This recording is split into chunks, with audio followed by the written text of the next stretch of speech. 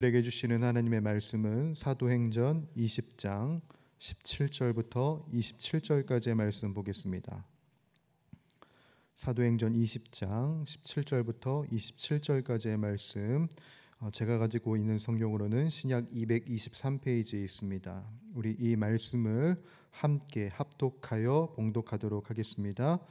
바울이 밀레도에서 사람을 에베소로 보내어 교회 장로들을 청하니 오매 그들에게 말하되 아시아에 들어온 첫날부터 지금까지 내가 항상 여러분 가운데서 어떻게 행하였는지를 여러분도 아는 바니 곧 모든 겸손과 눈물이며 유대인의 관계로 말미암아 당한 시험을 참고 주를 섬긴 것과 유익한 것은 무엇이든지 공중 앞에서나 각 집에서나 거리낌 없이 여러분에게 전하여 가르치고 유대인과 헬라인들에게 하나님께 대한 회개와 우리 주 예수 그리스도께 대한 믿음을 증언한 것이라. 보라, 이제 나는 성령에 매여 예루살렘으로 가는데 거기서 무슨 일을 당할는지 알지 못하노라. 오직 성령이 각 성에서 내게 증언하여 결박과 환난이 나를 기다린다 하시나 내가 달려갈 길과 주 예수께 받은 사명 곧 하나님의 은혜의 복음을 증언하는 일을 마치려 하면은 나의 생명조차 조금도 귀한 것으로 여기지 아니하노라. 보라, 내가 여러분 중에 왕래하며 하나님의 나라를 전파하였으나 이제는 여러분이 다 내 얼굴을 다시 보지 못할 줄 아노라. 그러므로 오늘 여러분에게 증언하거니와 모든 사람의 피에 대하여 내가 깨끗하니 이는 내가 꺼리지 않고 하나님의 뜻을 다 여러분에게 전하였음이라. 아멘. 언젠가 제가 방 정리를 하다가요, 한쪽 귀퉁이에 꽂혀져 있는 중학교, 고등학교 졸업 앨범을 보았습니다. 오랜만에 그 앨범의 사진들을 보니까 제 학창 시절이 참 푸릇푸릇하고, 그리고 친구들의 얼굴도 오랜만에 보고 그랬는데 그 중에 제가 주목했던 게 그푼이었습니다. 예. 졸업 앨범에 다 그푼이 적혀져 있거든요. 그 그푼을 보니까 어떻게 이렇게 그때 창의적으로 생각을 하고 창의적으로 그푼을 지었지라는 생각이 들었습니다. 뭐 소개 한 세 가지만 드리면, 그푼이 엄마가 보고 있다, 이게 있고, 잠은 죽어서 자라, 그리고 2호선 타자, 2호선에 대학가가 많기 때문이죠. 그래서 이런 식으로 그푼을 짰는데요. 여러분, 그푼은 무엇입니까? 우리가 어떻게 공부해야겠다, 우리가 어떤 마음으로 학업 생활을 해야겠다라는 마음가짐이 그푼인데, 다들 그런 심정으로 이제 학교 생활한 거죠. 내 엄마가 내 뒤에서 보고 있다, 이런 심정으로 학교 생활한 거고, 그리고 내가 잘 때가 아니야, 나 공부 열심히 해야지, 이런 심정으로 공부를 하고 학교 생활을 한 것이죠. 우리가 삶을 살면서 나를 정신 차리게 하는 그푼과 같은 좌우명, 또 기준들이 있습니다. 그렇죠? 그럼 우리 주의 권속들에게 이렇게 질문을 드려보고 싶습니다. 여러분을 정신 차리게 하는 말씀은 무엇입니까? 여러분을 살게 하는 기준은 무엇입니까? 오늘 이 질문들에 대해서 우리들은 대답하는 시간을 가질 것이고, 사도 바울은 어떻게 이 질문에 대답을 하며 살아가는지 우리들은 살펴보도록 할 것입니다. 오늘 이 20장 17절은 바울의 설교입니다. 어떤 때이냐면 예루살렘에 가기 전 동역자들과 함께 교제를 하면서 자신이 어떤 심정으로 지금까지 사역을 해왔는지 점검을 하고, 그리고 앞으로 내가 어떤 마음가짐으로 사역할 것이다 라는 다짐이 담겨져 있는 게 바로 오늘 본문에 있는 설교입니다. 그가 지금까지 어떻게 사역을 했을까요? 17절에서 19절에는 바울의 마음이 담겨져 있습니다. 우리 함께 다시 한번 더 19절부터 21절까지 읽어보도록 합니다. 시작.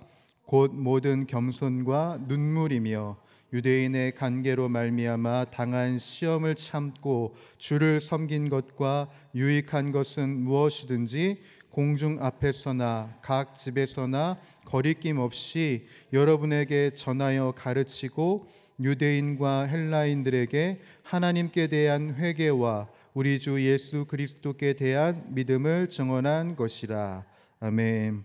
예, 오늘 19절을 보게 되면 이 헬라어에서는 좀 재미있게 표현이 되어 있어요. 시작이 주를 섬긴 것, 그리고 겸손, 눈물, 시험이 앞에 쫙 나열되어 있습니다. 그래서 우리나라 성경은 곧 모든 겸손과 눈물 이렇게 시작을 하지만 사실 헬라어는 주를 섬긴 것이 먼저 시작을 해요. 예.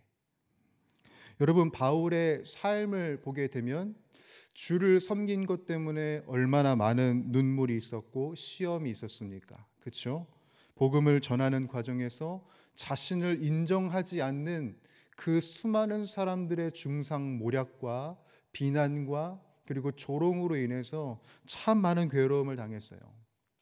사실이 아닌 것들을 진실이라고 이야기하는 사람들이 있었고 허위 사실을 유포하는 사람 때문에 그 사역이 굉장히 힘들었단 말입니다. 그런데 그 날조를 했던 사람들이 누구예요?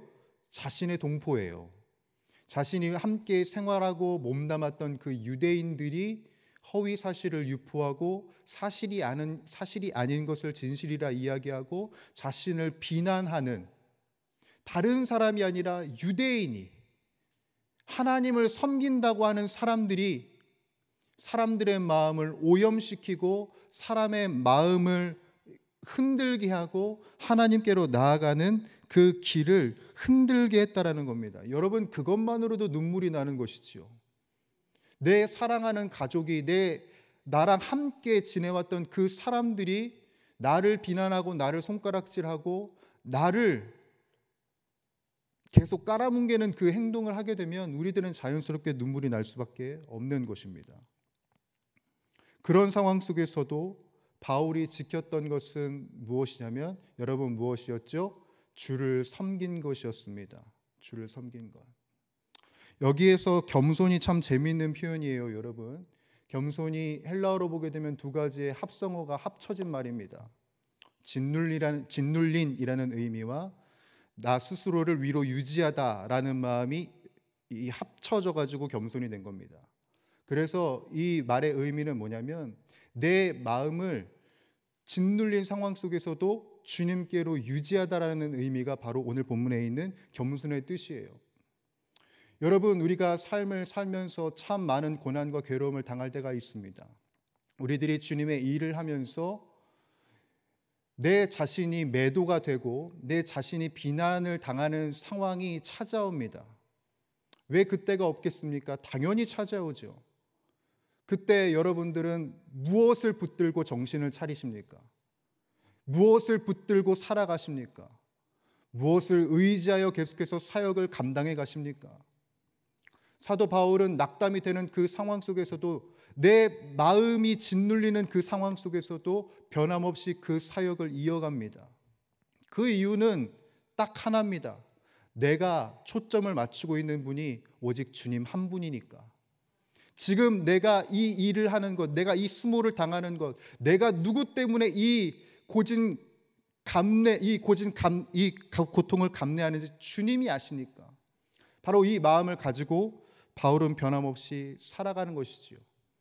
사랑하는 주의 권속들, 우리들의 마음이 짓눌리는 순간이 있습니다. 내가 겸손할 수밖에 없는 상황이 있습니다.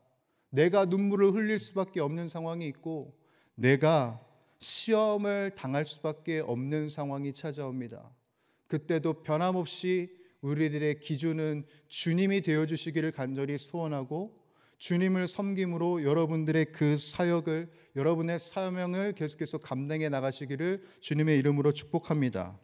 바울은 계속해서 말하는데요, 22절부터 24절엔 이렇게 말합니다. 제가 읽어보도록 하지요.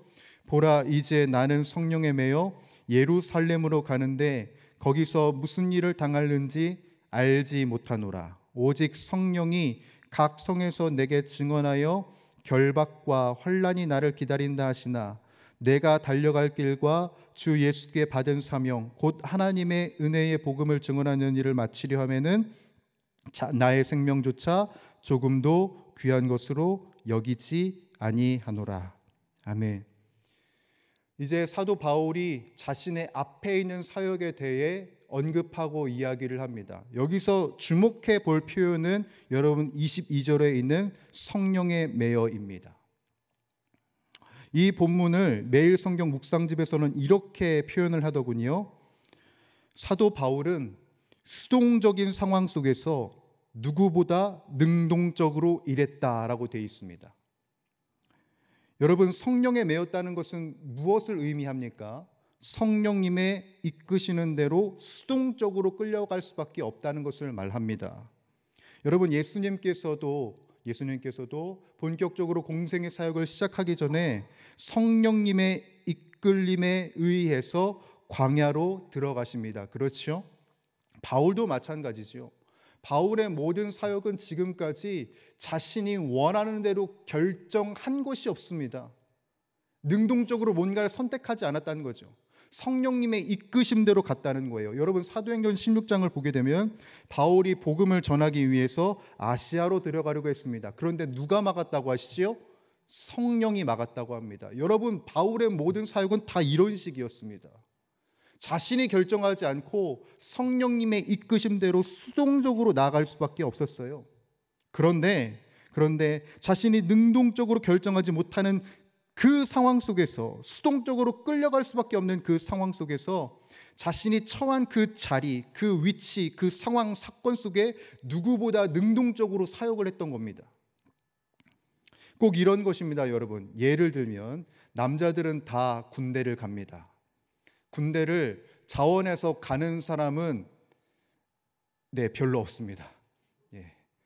끌려갑니다. 저도 그렇습니다. 수동적으로 가야 되니까 갈 수밖에 없는 상황인 것이죠. 그런데 누군가는 그 수동적으로 간 군대에서 능동적으로 일을 합니다. 군대 생활을 하거나 아니면 자신의 성장을 이루는 능동적인 일들을 하게 되죠. 그래서 자신이 성장할 수 있는 기회를 쟁취를 합니다. 여러분, 바울은 내가 원치 않는 상황에 매일같이 놓여졌습니다. 주님, 이렇게 해주시면 좋겠는데, 그런데 주님은 그렇게 하지 않으셨어요.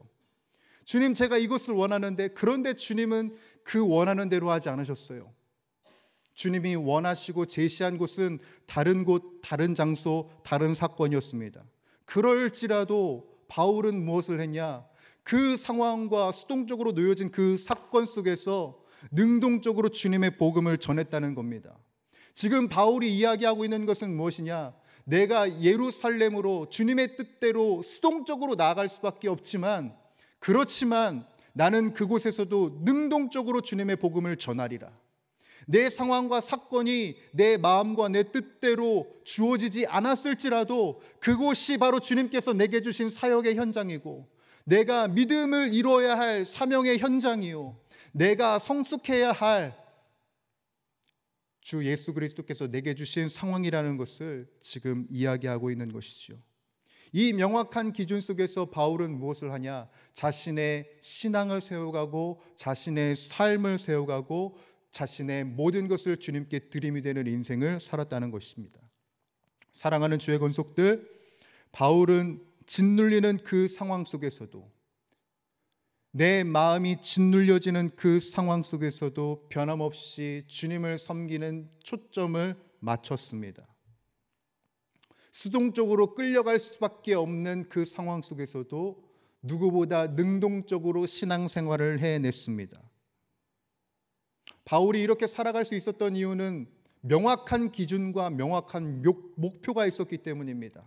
바로 주님의 복음, 주님 한 분 때문에 그는 살았고 살아왔습니다.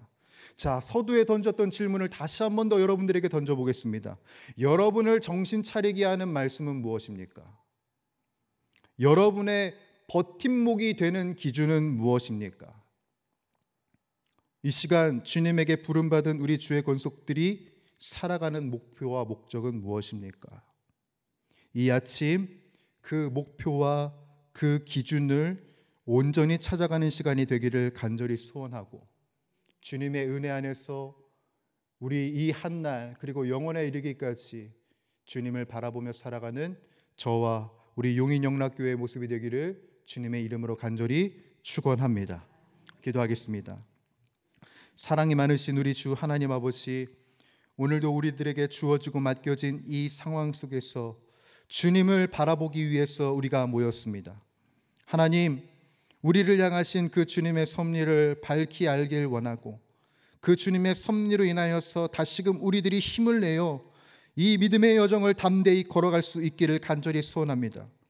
수동적으로 우리들이 상황과 사건을 마주할 수밖에 없지만 누구보다 능동적으로 주님을 붙잡는 신앙인이 되게 하여 주시옵고, 누구보다 능동적으로 주님의 복음을 전하며 선포하며 하나님의 나라를 이루어가는 우리 모든 용인영락의 권속이 다 되게 하여 주시옵소서.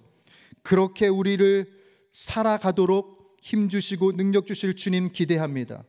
기도를 통하여 주님 만나게 하시고, 기도를 통하여 주님과 하나 되게 하시고, 기도를 통하여 주님과 연합하는 귀한 이 시간이 되게 하여 주시옵소서. 함께하여 주실 줄 믿사오며 우리 주 예수 그리스도의 이름으로 간절히 기도드리옵나이다. 아멘. 주님 가르쳐 주신 기도 함께 드리도록 하겠습니다. 하늘에 계신 우리의 아버지, 아버지의 이름을 거룩하게 하시며 아버지의 나라가 오게 하시며 아버지의 뜻이 하늘에서와 같이 땅에서도 이루어지게 하소서. 오늘 우리에게 일용할 양식을 주시고 우리가 우리에게 잘못한 사람을 용서하여 준 것 같이 우리 죄를 용서하여 주시고 우리를 시험에 빠지지 않게 하시고 악에서 구하소서. 나라와 권능과 영광이 영원히 아버지의 것입니다. 아멘.